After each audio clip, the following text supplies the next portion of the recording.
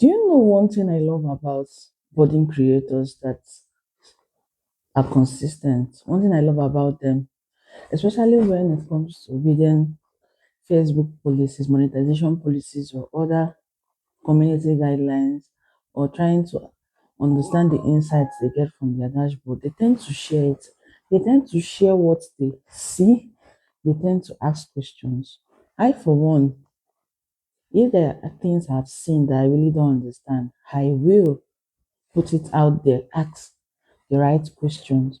At this point, you could call me the monetization woman because, like I mentioned in my yesterday's video, I don't think there is someone that is as serious as me in terms of monetization. Now, there are things you need to understand. You see, I really don't know if we pay attention to one of the if you pay attention to the focus you could choose per week, and you know every Monday your weekly goals reset depending on if you choose one of these three focuses. Maybe you'd want to have a quick start on Facebook, you want to maximize earnings, or you want to reach more people. So depending on what you choose. So when I started out, I was on consistently, I would want to maximize my earnings. I got weekly goals. I saw how it is. At some point, I had to switch from that to I would want to reach more people.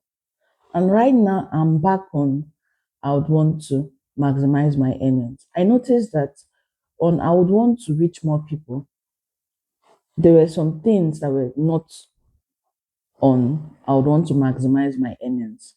Things like you need to post stories 7/7. That's every single day for 7 days. It wasn't on I would want to maximize my earnings. And I also understand that the number of reels I'm supposed to create within a week is the same 15 reels for both this focus and that focus. And this is what I have to say. Now, part of the weekly goals is that I need to check out 3 followers every single week. And this is what I do. I try to join groups. I try to understand because I was asking these questions. How do I have followers? I mean, when you put your content out there, you follow pages or you follow groups rather that you feel that yes, the groups are okay depending on what your values are. You tend to put out your content there. When you do this, you see a prompt, a notification on your professional dashboard to go invite those people that have reacted. From there, you do this, and you could actually go connect on these groups, reach out for fellow creators that are actually looking for followers. This way, you tend to sort out these concerns that are outside your circle of influence because you're producing content, you can't force someone to follow you. You just have to put yourself out there. But when it comes to the number of reels that you need to do, you know that this is what you need to do. And like I mentioned in one of my previous videos, there is this particular feature where you need to create playlists from reel. You can actually do that. Me, I'm not scared of saying, I'm not seeing it as my page is going to be disorganized. I'm seeing it as meeting my goals because I believe that the more you meet your Facebook goals, the more your content is being pushed out there, the more your monetization increases. I just feels that all these things they have effect on your monetization as a content creator.